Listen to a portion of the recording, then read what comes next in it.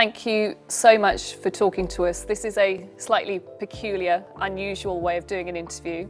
At exactly 12:15 this afternoon, February 28th, a statement emerged from Buckingham Palace so precise, so deliberate, that even veteran royal correspondents paused before reading it aloud.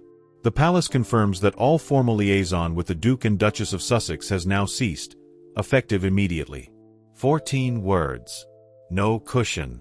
No ambiguity. A line drawn at midday. What made 12:15 in the afternoon on February 28th feel different wasn't just the timing.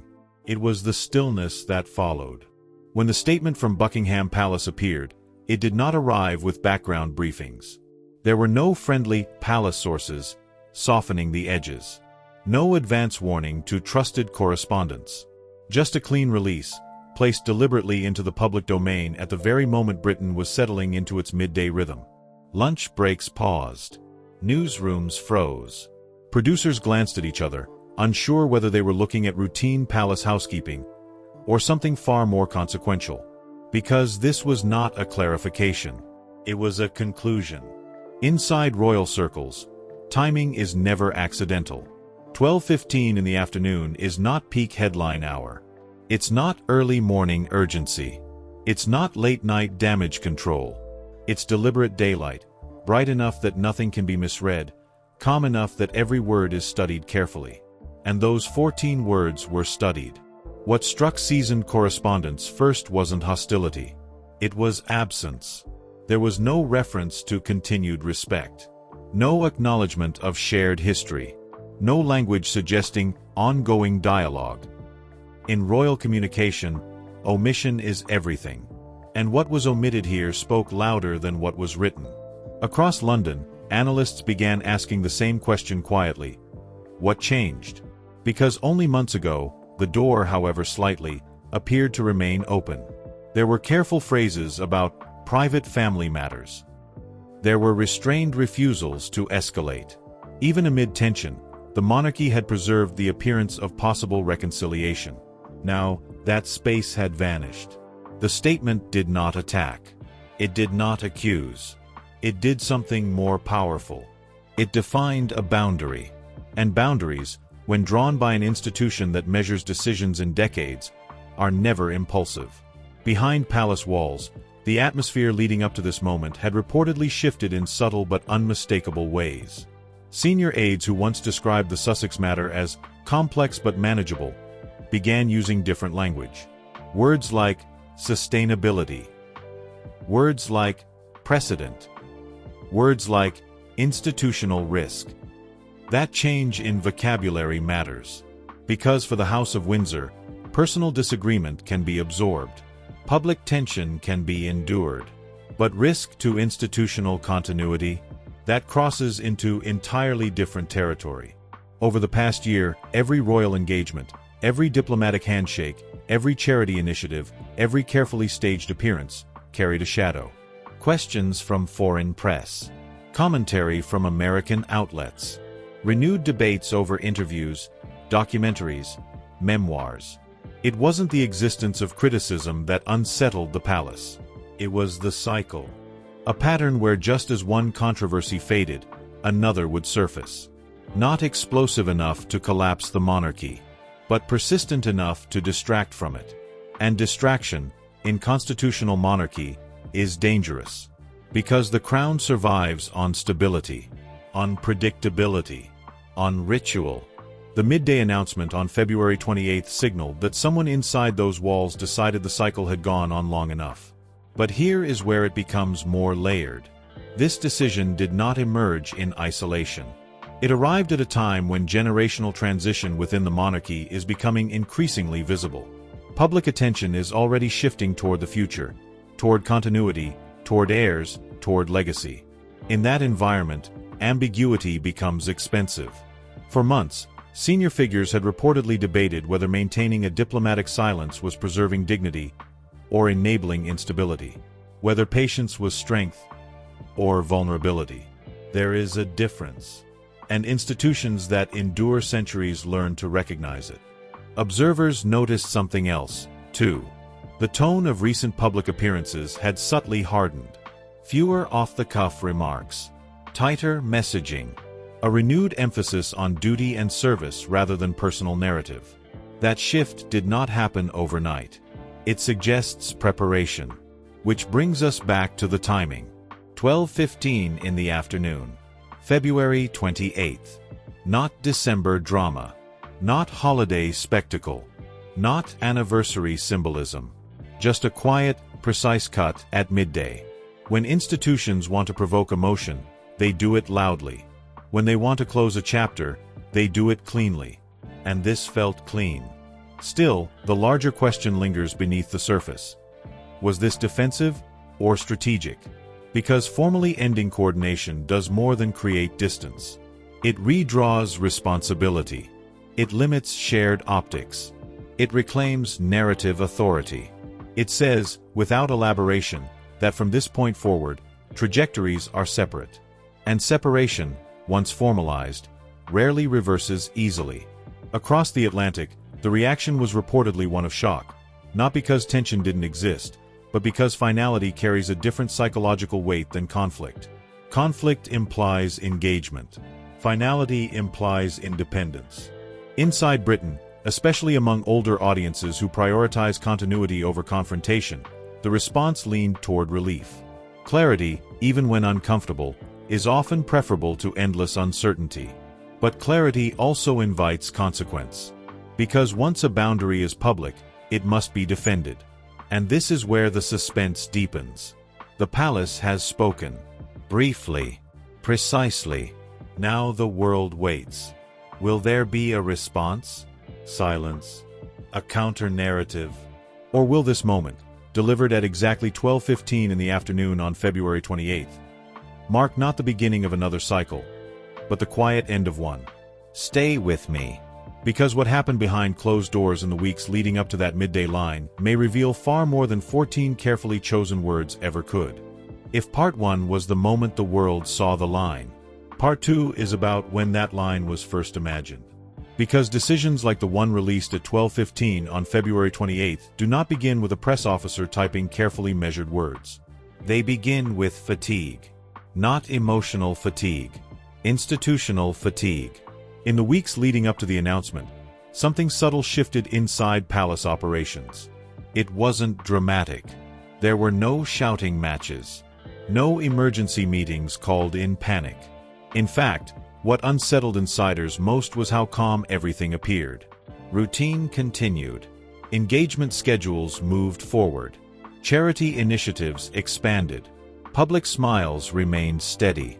But behind that composure, a deeper question was quietly circulating. How long can an institution sustain parallel narratives without losing control of its own? For years, the palace had operated on the assumption that time would soften tensions. That distance would cool public appetite. That silence would eventually outlast controversy. Instead, a different pattern emerged. Each period of calm was followed by renewed speculation. Each attempt to refocus on service was accompanied by fresh commentary from abroad. Interviews resurfaced. Clips circulated. Headlines reappeared as if on a loop. It wasn't explosive enough to damage the monarchy in one blow. It was erosive. And erosion is harder to fight than attack. Because you don't defend against erosion with counterpunches. You defend against it with structure. By early February, senior advisors had reportedly begun presenting internal assessments that went beyond media optics. They focused on institutional authority, on precedent, on what it means for a working monarchy to maintain undefined external coordination with individuals operating entirely independently. That gray area was the problem. As long as coordination existed, even loosely, there remained an implied connection, an implied endorsement. An implied shared responsibility for public narrative. And implied responsibility creates vulnerability. One senior aide reportedly framed it bluntly during a private strategy discussion: ambiguity benefits the loudest voice. In other words, when boundaries are unclear, whoever speaks most often shapes perception. That realization carried weight. Because the monarchy does not compete in volume. It competes in permanence. And permanence requires clarity. Meanwhile, diplomatic circles had begun raising quieter concerns. not about personal disagreements, but about optics. Every overseas royal visit now came with inevitable questions. Every state reception carried undertones of unrelated controversy. International partners were not confused, but they were distracted. Distraction chips away at gravitas. And gravitas is currency in constitutional leadership. Then there was the generational element. As public attention increasingly shifts toward the future of the monarchy, stability becomes more valuable than reconciliation narratives. The Crown's long-term strategy depends on projecting inevitability, not uncertainty. Internal polling reportedly showed something revealing. While sympathy for all parties remained divided globally, British audiences over 50 expressed growing impatience with unresolved tension. Not anger, not hostility, impatience. They wanted clarity. And institutions that survive centuries tend to listen carefully to that demographic. By mid-February, the conversation inside palace walls reportedly narrowed to 3 options. Continue as before, absorbing commentary and responding only when necessary. Privately request restraint through intermediaries, hoping cooperation would follow. Or formally redefine the relationship in public terms. The first option protected short-term calm but guaranteed long-term ambiguity. The second relied on goodwill that had already proven unreliable. The third carried risk, but ended uncertainty. Risk versus erosion. That was the equation. What ultimately tipped the scale, insiders suggest, was not anger or retaliation. It was timing. With key royal initiatives scheduled for the spring and international engagements increasing, advisors warned that another unexpected media cycle could undermine months of strategic planning. The monarchy does not move quickly, but when it moves, it prefers to do so before circumstances force its hand. Which brings us back to February 28th. Releasing the statement at 12:15 in the afternoon wasn't random. It allowed British news cycles to process it immediately. It ensured European outlets carried it before evening broadcasts. It reached North America during early morning hours, minimizing immediate televised reaction but guaranteeing digital spread. Strategically, it was controlled. And control was the objective. Inside the palace on the morning of release, there was reportedly no visible tension. Drafts had already been refined. Legal implications reviewed. Language compressed until nothing unnecessary remained. 14 words. Every single one deliberate. What's striking is what the statement did not do. It did not accuse. It did not justify. It did not reference past grievances. Because justification invites debate. Accusation invites rebuttal. Clarity invites adjustment. By formally ending coordination, the palace removed the gray area. From this point forward, narratives would run on separate tracks. Successes would not be shared. Controversies would not overlap institutionally. For some, that feels harsh. For others, overdue. But strategically, it simplifies everything. Now the suspense lies not in what the palace will do next, but in what others will do in response. Will there be silence, signaling reluctant acceptance? Will there be a public counterstatement reframing the decision? Will new projects accelerate in defiance? Or will this boundary, once drawn, quietly settle into permanence? Because here's the truth about institutions like the British monarchy: they do not escalate loudly. They withdraw carefully. And withdrawal can be more powerful than confrontation. The February 28th statement may look small on paper. 14 words at midday. But behind those words was a larger calculation, one rooted not in emotion, but in survival. And survival, for a monarchy measured in centuries, is never accidental. In Part 3, we look at the immediate fallout, not the headlines, but the psychological and strategic ripple effects now unfolding on both sides of the Atlantic. Because when an institution chooses clarity over connection, the consequences rarely stop at the press release. The first reaction wasn't outrage. It was silence.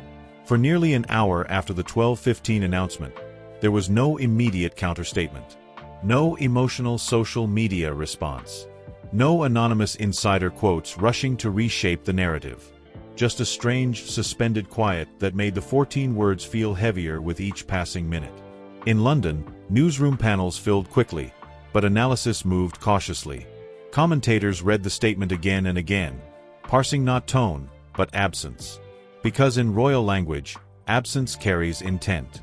Across Britain, the public split along familiar lines. Yet something felt different this time. Even critics of the monarchy acknowledged the precision of the move. It wasn't explosive. It wasn't vindictive. It was administrative. And that administrative tone is what unsettled many observers. Because administrative decisions imply permanence. In California, where it was still early morning, phones reportedly began lighting up with international notifications. For years, the Sussex narrative had been fueled by reaction, interviews, documentaries, memoir chapters, clarifications. This time, there was nothing to immediately push against. The palace had not attacked. It had not blamed. It had simply closed a door. And when a door is closed without accusation, it becomes difficult to frame oneself as having been pushed through it. That is where the psychological shift occurred. For the monarchy, the benefit of this approach was strategic insulation. By avoiding emotional language, it reduced the space for dramatic counterargument. There was no hostile phrasing to dissect. No inflammatory sentence to quote tweet. Just finality. By late afternoon in the UK, polling agencies were already measuring reaction. Among older audiences, particularly those over 50, approval of the decision leaned decisively positive. Not celebratory. Not triumphant. Relieved. Relief suggests exhaustion. And exhaustion suggests the palace understood its audience accurately. Younger demographics, especially in North America, responded differently. On social platforms, the language was sharper. Words like exclusion and retaliation began trending in niche circles. Opinion columns started forming within hours, speculating whether the move was defensive or punitive. But here's what stood out. Even critics acknowledged the calculation. The timing avoided holidays. The phrasing avoided blame. The scope avoided overreach. It did not strip titles. It did not reference past interviews. It did not reopen old wounds. It narrowed one thing only: coordination. That specificity matters. Because it signals that the palace was not attempting to erase history. It was redefining operational boundaries. Inside royal operations, the immediate impact was subtle but profound. Communications teams no longer had to factor in parallel messaging. Event planners no longer had to consider external narrative overlap. Diplomatic briefings no longer required contingency language about family matters. Clarity simplifies logistics. And logistics drive institutions. Meanwhile, analysts began asking a more strategic question. What does this mean long-term? Formally ending liaison creates separation not just in media, but in optics. Public perception will gradually adjust. Royal engagements will proceed without associative headlines. Charitable initiatives will stand alone. International tours will not carry shadow questions. In time, that independence reshapes memory. Because narratives survive on repetition. If repetition stops, intensity fades. That may be the quiet strategy beneath the surface. Still, the suspense remains. A boundary only works if it is respected. Will there be a public response reframing the palace's action as cold or unnecessary? Possibly. Will future projects accelerate in tone or scope? That remains to be seen. But one thing has already shifted. Leverage. Before February 28 at 12:15 p.m., ambiguity created shared space. After it, space is divided. And divided space reduces mutual vulnerability. For the Crown, that reduction of vulnerability is invaluable. The monarchy's strength has never been emotional transparency. It has been durability. Its survival through wars, scandals, abdications, and generational shifts has depended on an almost clinical ability to recalibrate when pressure mounts. This recalibration feels consistent with that tradition. Measured, quiet, irreversible. Even the absence of further commentary from senior royals reinforced the tone. No off-script remarks. No sources close to. Just scheduled engagements proceeding as if the day had not shifted the global conversation. That composure sends a message of its own. It communicates confidence. And confidence influences public psychology more than confrontation ever could. As evening settled over London, the news cycle began cooling. Panels moved on to other topics. Headlines rotated, but the weight of the statement remained. Because 14 words can alter trajectory without creating spectacle. And perhaps that was the intention all along. The most powerful institutional moves are rarely dramatic. They are decisive. Now the world watches for what comes next, not in explosive retaliation, but in subtle shifts. In tone, in visibility, in strategic silence or strategic speech. When coordination ends, independence begins. And independence reshapes narrative gravity. The Crown has chosen gravity. Whether that gravity pulls events into calm orbit or triggers a new wave of motion will define the months ahead. But one reality is clear. At 12:15 p.m. on February 28th, the monarchy did not escalate. It simplified. And sometimes, simplification is the strongest move an institution can make. What happens after a boundary is drawn is rarely dramatic. It's procedural. And procedure is where the real transformation begins. In the days following the 12:15 p.m. announcement on February 28th, something subtle started to change. Not in headlines, but in structure. Royal scheduling documents were reportedly revised. Internal communication pathways were adjusted. Briefing language was simplified. When coordination ends formally, bureaucracy follows. And bureaucracy is how institutions make decisions permanent. Previously, there had always been a thin connective thread, informal updates, shared timing considerations, diplomatic awareness. Even if distant, even if strained, there was still a line of communication that acknowledged overlap. Now, that overlap no longer exists. Which means future projects, appearances, interviews, or initiatives launched from either side will stand entirely on their own, strategically and symbolically. That separation does more than reduce headlines. It shifts accountability. If controversy emerges in one sphere, it cannot be institutionally tied to the other. If success rises in one space, it does not automatically reinforce the other. The gravitational pull weakens. For the monarchy, that is stabilizing. Because shared narrative space creates shared risk. And shared risk had become increasingly unpredictable. Observers began noticing something else in the aftermath: tone discipline. Senior royals maintained engagement schedules without deviation. Speeches emphasized continuity, duty, service, the same pillars that have defined the institution for generations. There were no reactive remarks, no clarifying addendums, no further guidance issued. That silence was not avoidance. It was consolidation. Consolidation signals confidence that the action taken does not require reinforcement. It suggests the palace believes the statement will hold without elaboration. Across the Atlantic, strategic recalibration may now be underway as well. When an institution closes formal liaison, it alters leverage dynamics. Any future narrative framed as confrontation now lacks institutional reciprocity. Without official connection, symbolic tension becomes less symmetrical. That matters in media psychology. Conflict attracts attention when both sides appear engaged. But when one side disengages structurally, the optics shift. It becomes harder to frame a narrative as mutual dispute when one party has administratively stepped away. In other words, this was not a dramatic move. It was a containment move. Containment is rarely emotional. It's architectural. It restructures the environment so future instability cannot spread as easily. Internally, palace advisors likely anticipated waves of reaction. They prepared for commentary cycles. They mapped out possible responses. But preparation does not equal participation. If there is one lesson the British monarchy has learned across centuries, it is this: time favors stillness. By refusing to elaborate, the palace shortens the lifespan of the story. The more it speaks, the more oxygen the issue receives. The less it reacts, the faster public appetite shifts elsewhere. And public appetite always shifts. The question now is not whether tension exists. It's whether tension can sustain relevance without institutional friction to feed it.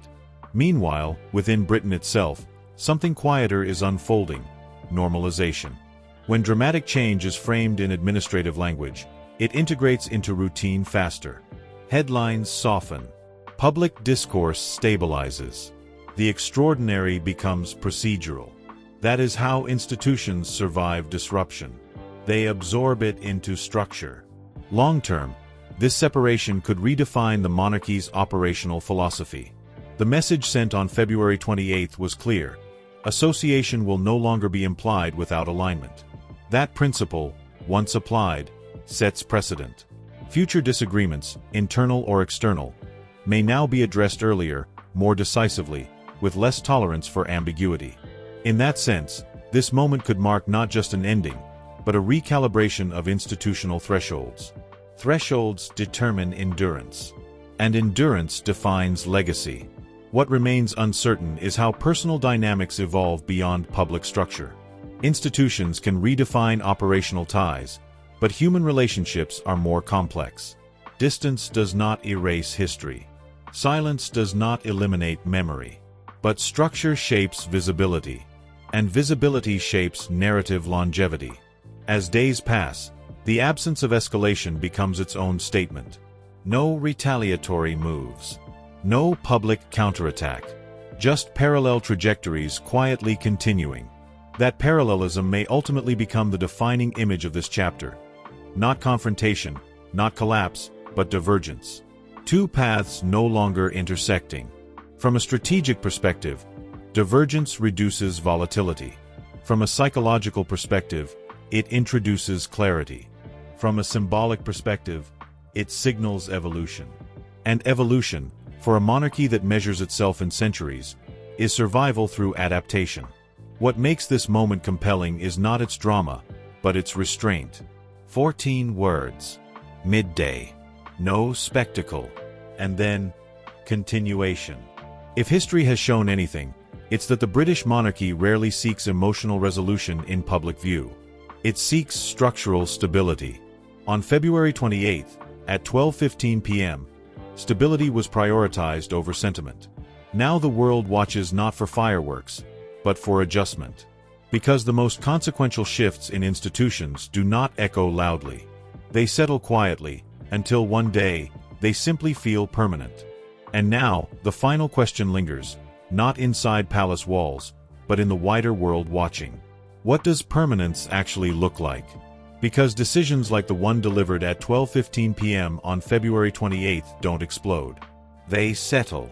They sink in slowly. They alter trajectories without announcing that they've done so. In the days ahead, there may be commentary.